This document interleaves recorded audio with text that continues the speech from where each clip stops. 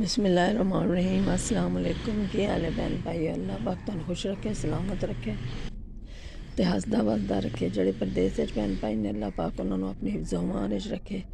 जेह्ड़े बीमार ने अल्लाह पाक उन्होंने शिफाए कामला अता फरमाए। आमीन सुम्मा आमीन। इस दुआ दे नाल अपना व्लॉग शुरू करने आ। मैं अज बना रही हाँ मकई दियां रोटियां ते मैं तुहानू ओह विखावांगी मैं किस तरह बनानी हाँ। अज मेरा थोड़ा गला खराब है, जुकाम होया है तो इस वजह तो ना आवाज़ थोड़ी ख़राब है। ए वेखो मैं अद्धा किलो गुड़ लिया सी, मेरा शीरा बना लिया।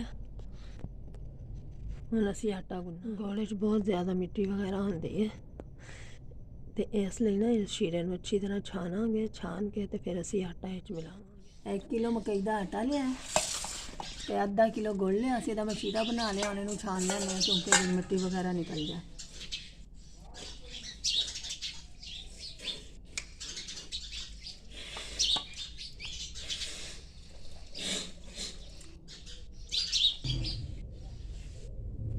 देखो सारा गुड़ छान लिया, कितना गंद निकलिया इनच। हम आटा गुन्नने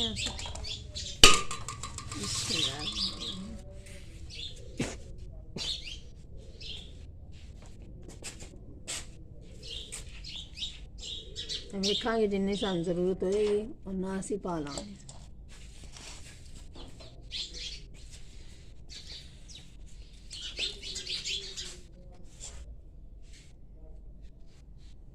अगर तुसी हल्का मिठा खांदे हो तो तुसी थोड़ा भी पा सकते हो, अगर तेज़ खांदे हो तो सारा पा।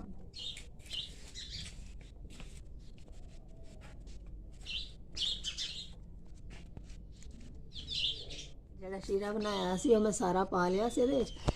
जरा थोड़ा होवे तो थोड़ा को पानी पा लो। हुण आटा गुन्नने पे इन्हूं गुन के थोड़ी देर रख देना, 15-20 मिनट। उसके बाद इन्हें रोटियां बनानियां ने क्योंकि उन्नी देर च आटा सैट हो जाएगा।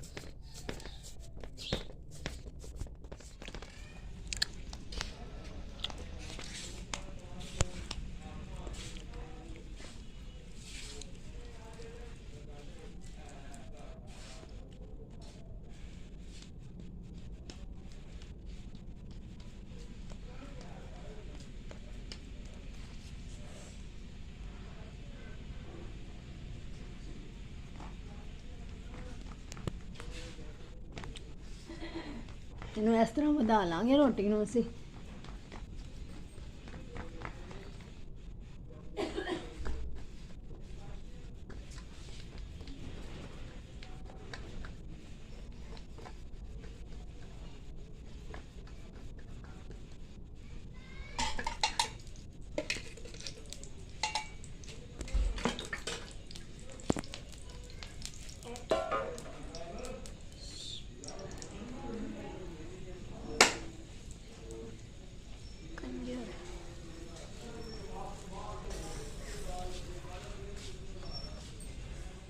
थोड़ा मीडियम हीट पे पकावांगे क्योंकि मिठी है।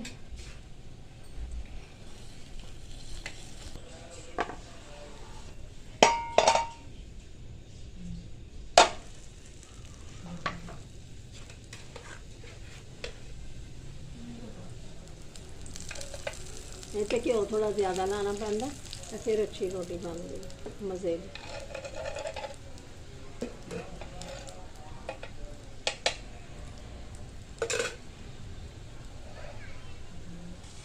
देखो माशाल्लाह कितना प्यारा कलर आया, इतनी अच्छी रोटी बनी